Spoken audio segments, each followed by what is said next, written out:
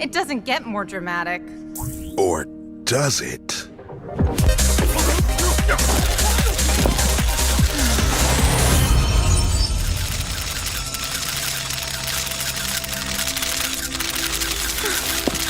This is perhaps the biggest flex on an ex I have ever seen. Envy Adams is already Scott Pilgrim's famous ex-girlfriend, a subject I'm certain Scott has a difficult time avoiding already. But if that wasn't enough, she showed up to his funeral, completely stage ready. I'd like to thank you all for coming out to see me. We love you, Envy! As you all know, I briefly dated Scott Pilgrim in my pre-celebrity life. With a performance that was not only rehearsed, but had practical effects set up in the cathedral. I'm so tired, but I can't sleep. Keep in mind, Envy Adams' performance, I Will Remember You, got started directly after Envy's speech about not remembering much about Scott at all. In fact, she had the audacity to state at this man's funeral. And even though he was the least important chapter of the book of my life, and even though I don't remember much about our relationship at all, The amount of pride, the supernatural confidence in this scene is iconic. She has this man's girlfriend, screaming for her at his funeral. Voiced by Brie Larson and sung by Emily Haynes to set the stage upon her arrival. The cathedral's windows all become draped with thick, blacked out curtains embroidered with her red eye, with the funeral service drenched in darkness. Envy bursts through the double doors, instantly gaining everyone's attention by standing in front of the only source of light. Scott Pilgrim is a quirky franchise in all incarnations. I was just a little bi-curious. Well, honey, I'm a little bi-furious. Back off, has-been. I'm sending you back to Gideon in 1,000 pieces, you slag! Your BF's about to get effed in the B! And this adaptation for Netflix is no different. When two characters have romantic chemistry when they kiss, sparks fly. I mean sparks literally fly. Envy Adams is constantly surrounded by these sparks during her performance, symbolizing, in my opinion, that everyone in attendance is instantly falling for her as a fan. Except Ramona, who was the only person who was legitimately hurt over Scott's passing. As theatrical and disrespectful as the gesture is, when you listen to Envy's lyrics, it can be assumed she's singing how Ramona feels. It's funny how we feel so much, but we can't say a word. We are screaming inside, but we can't be heard. And even though Envy Adams' presence took all the attention away from Scott Pilgrim at his own funeral, she still did make time to attend it.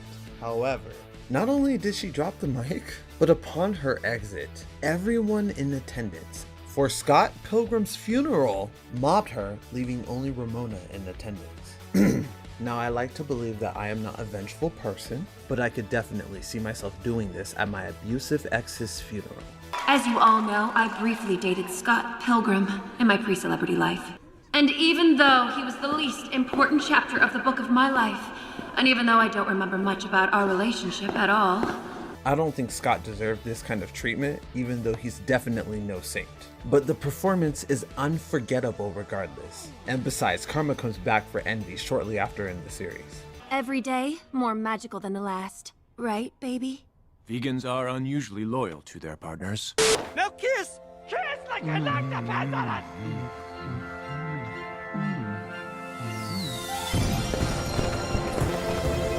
We'll elaborate more on that when I do the full Scott Pilgrim review. This scene in any other series would easily feel out of place, but since we got a musical number in the first episode that was interrupted, and considering the general silly and abstract tone of the entire series, this scene fits in flawlessly and is a welcome tonal shift from a funeral.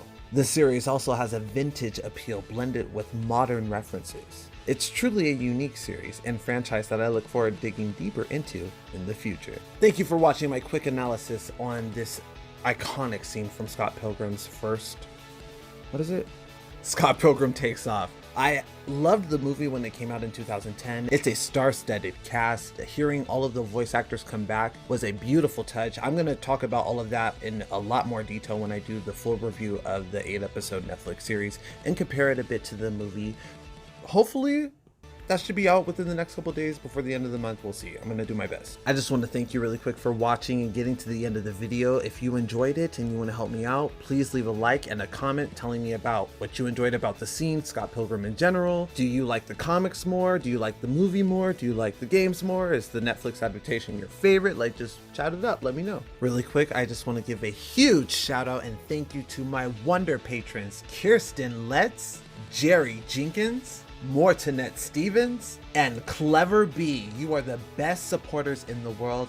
I could not do this without you or any of my patrons. If you would like to be a patron, it's linked in the description box down below. And I would just like to give a quick update for my regulars. I'm going to do an independent video about this. That might already be up before this video is out, but I am no longer doing reactions, at least as my main source of content. The last video I did for Fully Coolly, that was 20 minutes long. Not even, it wasn't a big project, and that still got copyright claimed and demonetized. And that happens so frequently that it is just something that I can't deal with anymore. So the new type of content will be stuff like this, where I watch shows and media live on TikTok. So if you want to join me live on TikTok, that's where you can still see me and get reactions, because that's where they are. I just don't cut them up into videos anymore.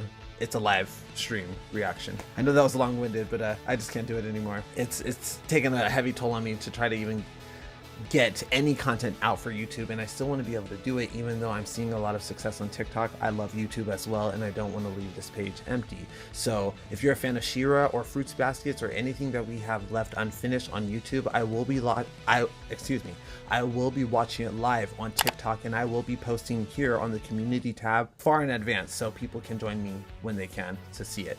And maybe I'll post those streams on Patreon for people who really want to see my reaction for the end of that. I'm very much enjoying analysis and reviews of characters, superpower analysis and details, and like deep dives and stuff like that. If you want to keep up with me and know what I'm working on for projects and stuff, you can follow me on my socials. They will be on the screen and in the description box down below. TikTok is my biggest platform, and Instagram is where I do frequent updates on what I'm doing, when I'm going live, big projects, stuff like that. I'm also considering doing movies more for reactions, because those seem to get like better traction, better everything, and it's something I wouldn't mind doing, because I don't really enjoy movies and I want to figure out why I don't enjoy movies, and we could dissect that together live. So anyways, thank you for being here. Thank you for all my supporters. Thank you every single one of my patrons. Thank you for watching, liking, commenting, hitting the notifications bell, subscribing, being here this whole time, for being patient with me while I figure out what I'm doing with my social media career, and I have a lot more in store for you. So I love you. I hope you're having a wonderful, fantastic new year. And if you want to keep up with me on my fitness journey and more personal things, that'll be this Instagram on the screen, which also has my real name and stuff. So I love you, and I'm excited to see you in the future. Take care.